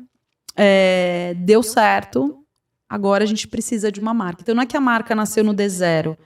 Tinha lá o produto, deixa eu ver se eu consigo vender. MVP, validou. Putz, esse negócio é bom. Estamos crescendo, então agora precisa de uma marca. Então, acho que isso é importante, né? Assim, as coisas acontecerem no momento que elas têm que acontecer. E como tem muito empreendedor ouvindo aqui, eu acho que às vezes a gente se preocupa com tantas coisas antes, né, do processo acontecer, né? Tipo, cara, começa, né? Tem gente que não começa, que procrastina, que empurra com a barriga. É porque para começar eu preciso fazer, eu não sei o que. Cara, começa. Sim. Né? Então, com o que você tem, com o que você pode. Com o que tem, com o que dá, cara. Vê se é viável, se não é, ajusta, né? Então, isso é uma coisa interessante. Eles começaram assim. E aí, bom, então agora tá na hora de pôr a marca, porque o modelo tá validado. Aí, putz, como é que vai chamar, né? Aí começaram pelos atributos, né? Falaram assim, a gente quer que essa marca inspire o quê nas pessoas? A gente quer que eles pensem o quê, né? Quando vejam a marca. Tem que ser uma marca que traga, assim, um status, né? Que traga uma robustez, né? Traga é uma marca, né? Uma coisa forte, né? De confiança. Porque a gente tá falando de água, né? Tratamento de água tem que ter confiança. Construir confiança. Legal, o que mais? Cara, para construir confiança precisa ser uma coisa assim, também que as pessoas tenham uma ideia de tradição, né? De, nossa, essa coisa berço da civilização, sei lá, sabe? Uma coisa mais associada à história, né? A coisa de história e tal. Puta, eles foram nessa coisa dos atributos, né? E foram juntando essas palavras. Na época também, né? Tipo, putz, viajar pra Europa, né? Tipo, nem todo mundo conseguia, todo mundo queria ir, sim, né? Era coisa tipo, puta, todo mundo quer ter, né? Tipo, é uma coisa aspiracional, né? A gente quer que nosso produto seja o que todo mundo queira ter, né? Então, eles foram juntando esse quebra-cabeça e falaram assim, cara, o que é uma coisa que tem tudo isso junto? Falaram meia dúzia de palavras lá, é a Europa, né? Caraca. Então, puta, na época, naquele contexto, essa... Né, na minha cabeça veio de cara assim, puta, a água é tão boa que você vai tomar uma água da Europa. Mas não necessariamente a água da Europa chega aos pés da água que a gente tem no Brasil, exatamente, né? Então, que loucura. Foi legal, né? Assim, sim, naquele contexto, então é bem importante, né? O contexto histórico que eles tiveram essa discussão, né? Sim. Talvez se a gente tivesse essa discussão hoje, não fosse ser essa palavra, né? Enfim. Com certeza a gente ia usar alguma coisa com aqua, né? Sim, exatamente. e também é legal dizer que o europa.com.br é de vocês, que deve estar registrado há muitos anos. Muitos anos. A chegada da internet no país em si. Isso aí. Né? Isso seria legal também um dia vocês trazerem reflexões de como era 40 anos atrás vender de porta a porta, divulgar a marca, porque não tinha internet, não tinha essa facilidade. Você entrava na casa do brasileiro pelo aperto de mão, não era pelo computador da pessoa, não era por um folheto de vendas assim, né? Você entrava pela porta da frente e o cara te abria a cozinha e deixava você instalar um negócio lá dentro. Tem uma parte muito curiosa aí, né, de construção de um formato de um Brasil que era tudo mato, de fato, né? E muito legal você trazer isso, porque eu acho que uma boa parte do legado que a gente tem da nossa marca, né, dessa percepção de confiança que a gente tem do consumidor, né? Que a gente tem pesquisa que traz isso pra gente, muito forte, até hoje. Eu acho que isso tem muito a ver com as nossas origens, com como a gente começou, né? Então, essa construção lá no início de conseguir abrir a porta das pessoas, da casa delas, de sentar na sala, de conversar com elas olho no olho, de atender elas, né? E hoje, a gente ainda tem uma boa parte do nosso modelo, né, comercial ancorado nesse tete-a-tete com o consumidor, nessa conexão genuína, verdadeira. A gente tem consumidores, 20 anos, 25 anos, não trocam por nada. Por quê? Porque tem atendimento próximo. E outra, mano, a gente nem entrou, que é um assunto à parte, a gente poderia fazer um podcast disso, dos surtos que a gente teve com relação à água e proliferação de doenças, né? Surtos que a gente teve de cólera, de tantas outras que a via de infecção é a água, e você deixar um objeto entrar dentro da sua casa e você oferecer para os seus filhos, você convencer a dona Rose lá, minha mãe, a parar de ferver a água no fogão e botar um negócio ali que ela pode dar sem medo, eu acho que é uma quebra de paradigma absurda. Em tempos atuais, os meus filhos estão usufruindo de um negócio muito mais controlado. Se a gente voltar nessa época aí, era um negócio de assim, cara, você tinha que confiar mesmo, né? Além de abrir a porta, de alimentar os seus filhos. Isso é uma parada, assim, absurda. Na minha cabeça aqui passa um monte de coisa. Como é que os caras fizeram isso? Né? E você tá trazendo isso, assim, eu assim, tenho muita convicção e falo muito lá com o nosso pessoal, né? Assim, cara, como é relevante o que a gente faz, sabe? Sim. Não, é absurdo. É muito relevante. É absurdo. Agora, partindo pro final, até pra eu te liberar, que você, além de tudo isso que a gente conversou aqui, também é conselheira lá no César, em Recife, pra parte de inovação, de consulta, né? A galera tem lá parte dos seus pensamentos em projetos. Eu queria saber de você assim, se você fosse trazer um perrengue, desde o dia que você assumiu a empresa até aqui, ou da sua trajetória como brasileira, mulher, na frente de uma empresa, né, que a gente ainda sabe que tem dificuldades entre gêneros e etc. Qual o perrengue que você traria assim, que você falou, cara, isso aí foi um bom aprendizado, não cometo mais ou aprendi muito com isso? Cara, eu acho que tenho alguns perrengues de naturezas diferentes, assim, né? Não sei se vou conseguir escolher um. Tá bom. Vou falar brevemente. O que vier na sua cabeça primeiro. Sim, eu acho que o maior perrengue que eu tive foi assumir o negócio como presidente, né? Então, Foi em situação de perrengue? Foi bastante perrengue. Então, eu acho que eu brinco e falo, pô, a Europa passou por muita coisa, assim, né? Tipo, putz, várias crises, né? O Brasil tá em crise toda hora, né? Passamos por inundação lá na fábrica, passamos por incêndio, passamos por várias situações difíceis, assim. É uma empresa muito resiliente, né? Mas eu acho que disparado, assim, o maior perrengue que eu vivi e que eu acho também se refletiu no negócio foi o nosso processo sucessório, né?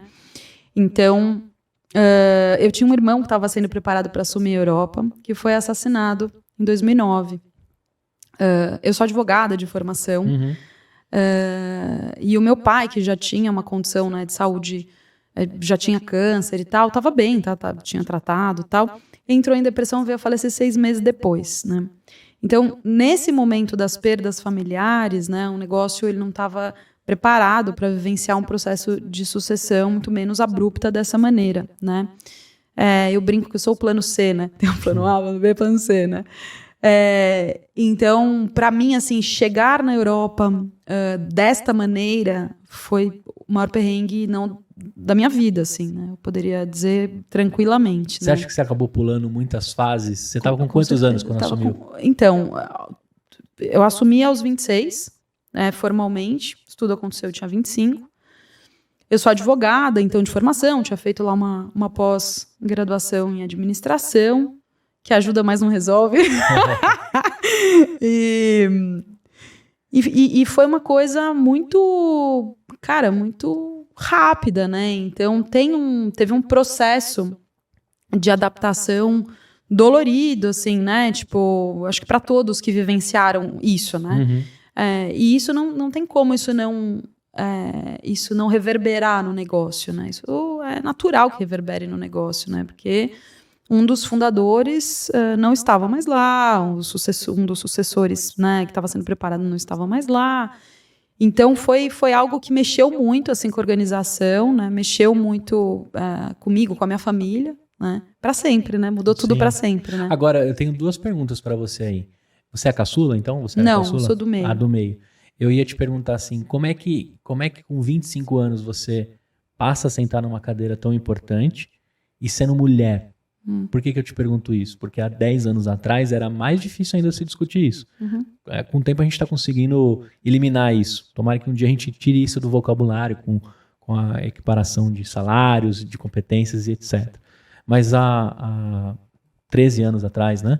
14 anos. Como é que foi isso? A filha é mulher, ela não está preparada, ela vai ter que aprender na raça. Como é que é isso? E também, né, dividir isso com outros sócio fundador ali. Cara, você sabe que isso dá um outro podcast, né? Tá bom. E aí eu tô te segurando aqui. Eu sabia que eu não ia te largar tão cedo. Me desculpa por você ser tão excepcional. Mas eu acho que é uma pergunta maravilhosa, assim. Eu vou tentar ser sucinta, assim. Cara, eu acho assim, ó.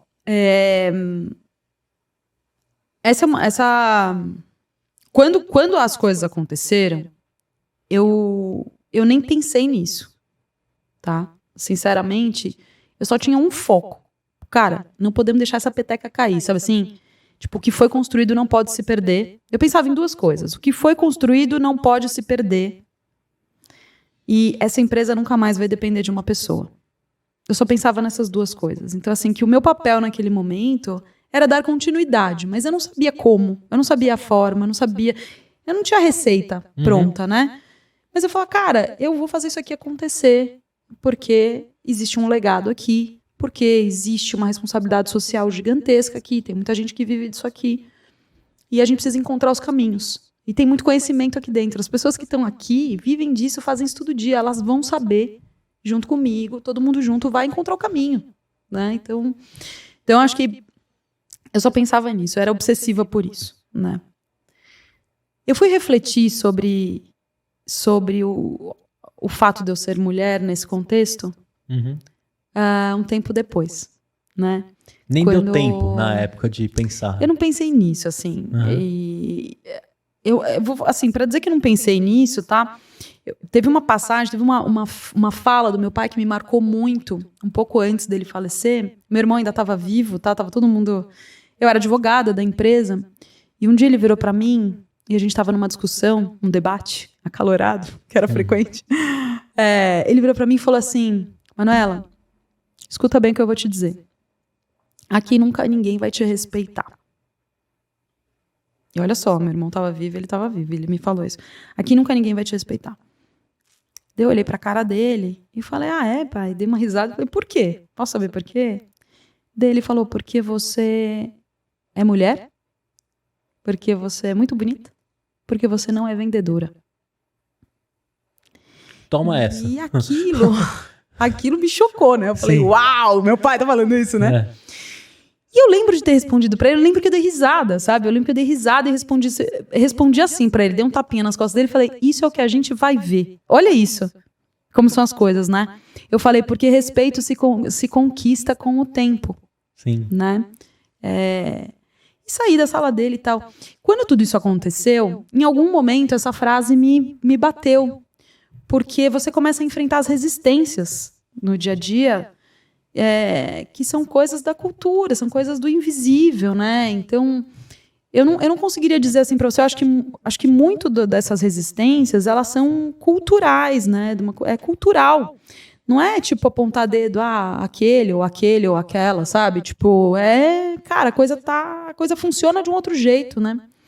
Então eu acho que depois de um tempo eu fui compreendendo o que meu pai quis dizer, né, naquele dia, entendendo isso de uma maneira assim, puta, cara, aqui, assim, a cultura, culturalmente, um buraco mais embaixo, assim, sabe? E não é que o filho chora e a mãe não vê. E assim, não é que a empresa, né? É o mundo, né, assim, a sociedade, então, cultura patriarcal e tal. E aí também uma coisa que me veio assim, né, depois uma reflexão, né, com essa frase, assim, tantos anos comigo, eu penso também que naquele momento foi uma forma de preparação, sabe? Assim, esteja preparada para isso, né? Esteja preparada para isso, mas esteja preparada para isso não só no contexto da empresa, esteja preparado para isso na vida. Sim. Entendeu? Porque essa é a cultura que está. E aí, então só para finalizar assim minha fala, essa compreensão ela foi vindo com o tempo, né? Tem aquela frase boa, né, da Simone de Beauvoir que ela fala, né, não se nasce mulher, torna-se mulher, né?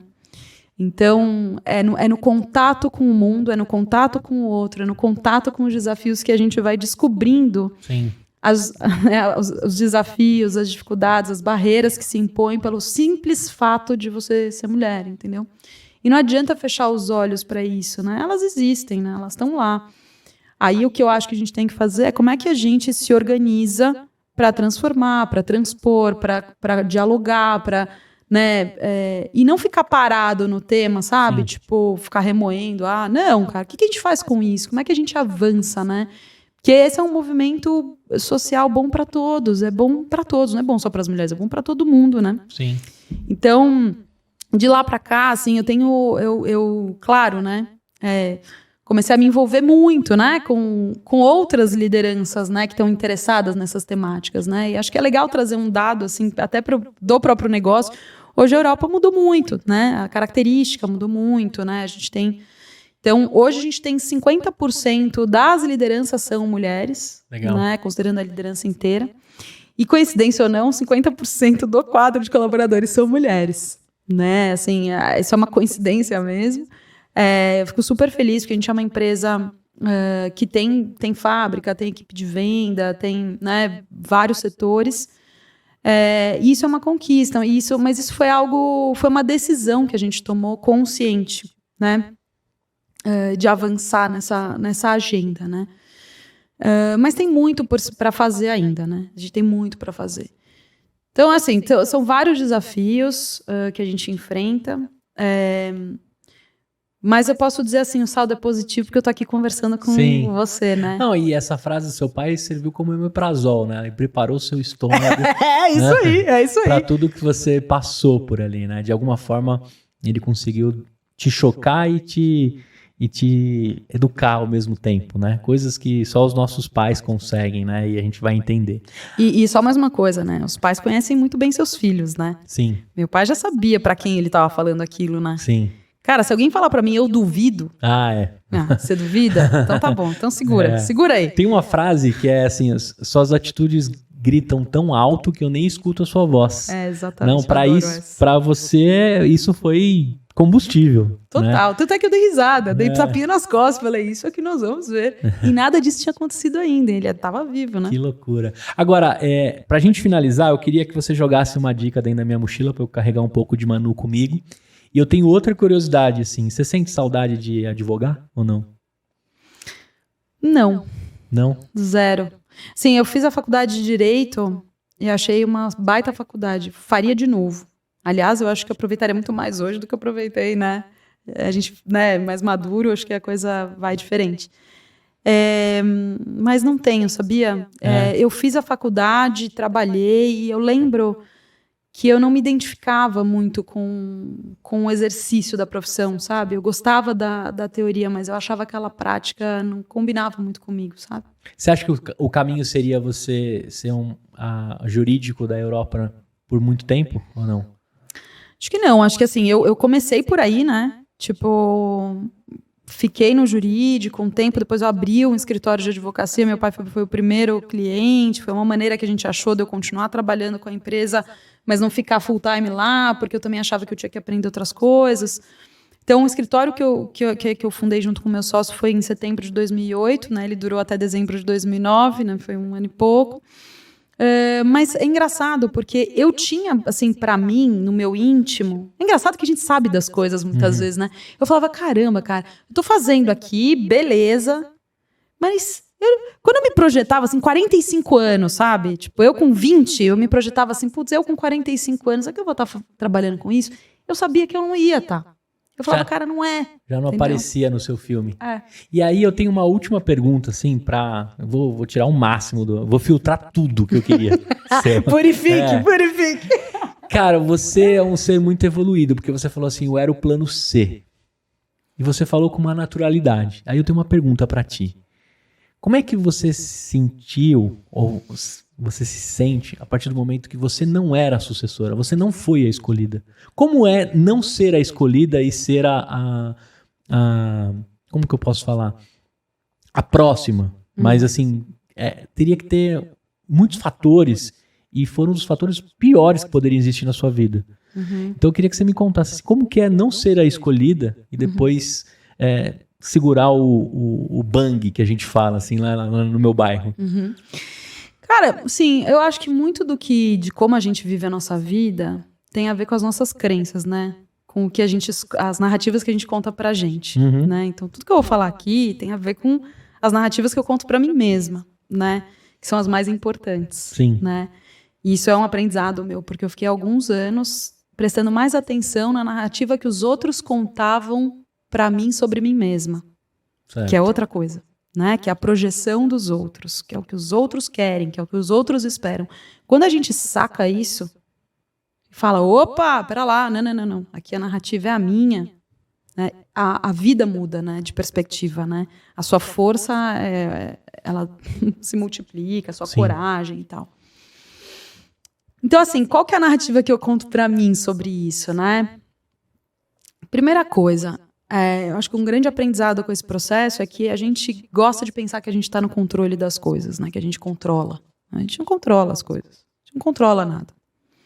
Nós estamos todo mundo aqui vivendo e estamos aqui dando o nosso melhor, né? A vida traz oportunidades para a gente o tempo inteiro. O tempo inteiro. A questão é, estamos atentos, estamos acordados, né? Para decidir aproveitar ou não, né? Nesse caso, assim, quando você falou, é a escolhida. Talvez assim, não tenha sido mesmo a escolhida pelo meu pai, né?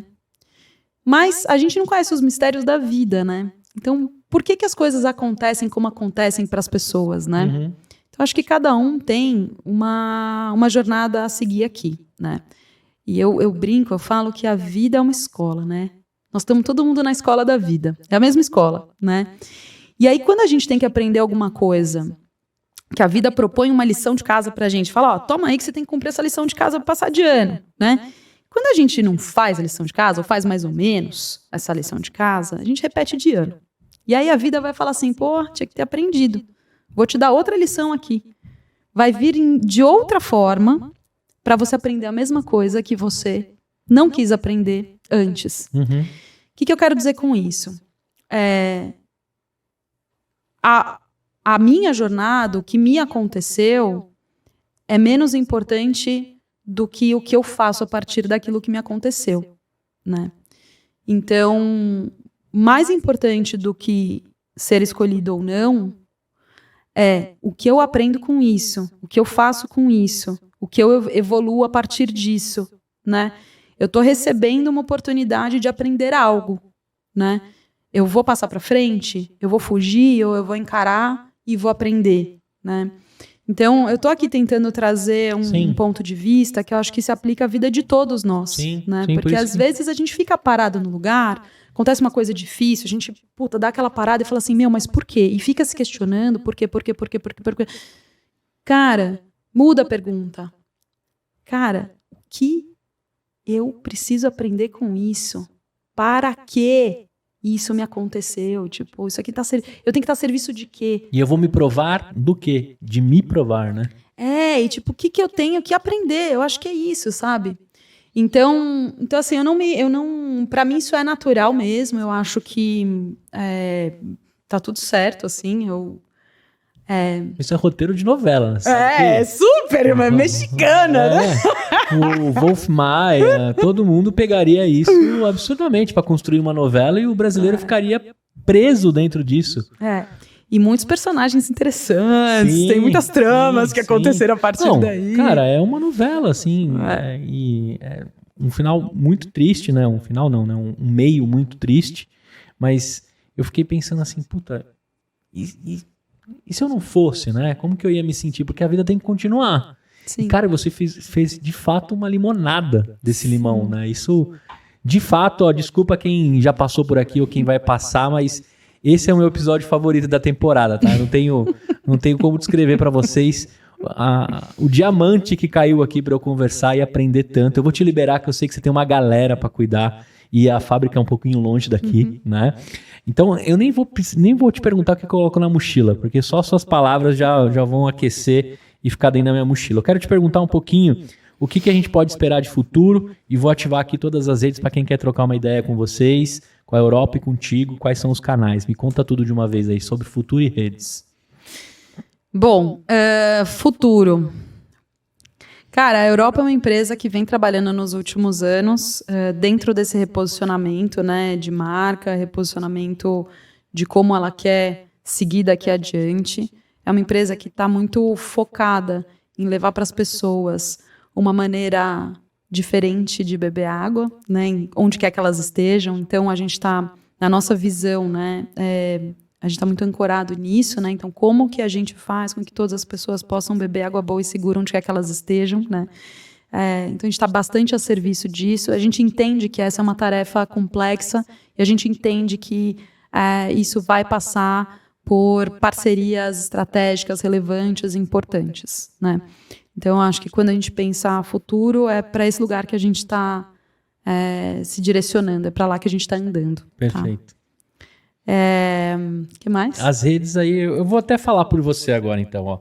Se você quiser trocar uma ideia com ela, no LinkedIn, confirma aí, ó, Manuela Curte, certo? Certo. E também no Instagram, @Manuela Curte, só que Manuela com 2 L's, beleza? E se você quer fazer negócio com os purificadores, Europa, se você quer conversar com a marca, se você quer na sua cidade, né, abrir representação, acho que tem todo o modelo, continua, né? Sim. Além do site que você pode adquirir como consumidor final, você também tem os representantes nas cidades, as manutenções e tudo aquilo que a gente conhece desses 40 anos de Europa. Você vai lá em Purificadores Europa _oficial, tá? Eles chegaram cedo no registro, mas não chegaram cedo no Instagram, que não daria tempo de registrar @Europa, né? Mas a gente vai dar vamos dar uma colher de chá, né? Porque a Europa já conseguiu o mais difícil, que na época da internet era conseguir o domínio. Manu, fiquei apaixonado pela sua história, adorei, muito feliz. Vou trocar os filtros de casa, por orgulho, tá? Fica aqui o compromisso. Eu vou filmar para vocês o dia que eu trocar os meus filtros. Eu vou preservar a marca também para não falar mal da marca, tá? Mas eu vou dizer que entrou uma melhor, então automaticamente já sabe que eu troquei, valendo a pena. E, Manu, o que você achou de gravar esse podcast aqui, de contar essa história pra galera? Cara, assim, primeiro, grande honra, grande privilégio estar aqui. Eu acho que poder gravar um podcast onde a gente conversa é uma delícia, né? Acho que a gente aprende. Poxa, me senti super à vontade aqui. Quero te agradecer a condução muito maravilhosa. Legal. E com vontade de conversar mais, né? A gente fica com vontade de continuar, né? Uma delícia. Muito obrigada. E uma honra, viu, gente, poder estar aqui também, falando para tanta gente. Estou super à disposição aí para seguir essa conversa aí no 1 a 1, tá bom? É isso aí, olha, acho que aqui foi uma aula de como você transformar um limão em uma limonada, né? A gente tem tantas narrativas românticas aí de como contar. Aqui a gente conheceu o Skin the Game, né? Entrando no dia a dia, construindo, abraçando as oportunidades, mostrando o seu tamanho, independente do que um em volta pensam ou falam, quebrando culturas, quebrando paradigmas. E, cara, são 40 anos de uma marca que está presente na casa de todos os brasileiros. Eu acho que de merchans que eu conheci na TV, Purificadores Europa é um dos mais fortes que se consagraram, independente do porta-voz que estava lá na imprensa representando essa marca. Tenho certeza que minha mãe também vai assistir esse episódio, que ela tem uma ligação muito forte com a marca. E eu queria que você encaminhasse isso para alguém que está naquele momento de tomar uma decisão. Qual decisão tomar?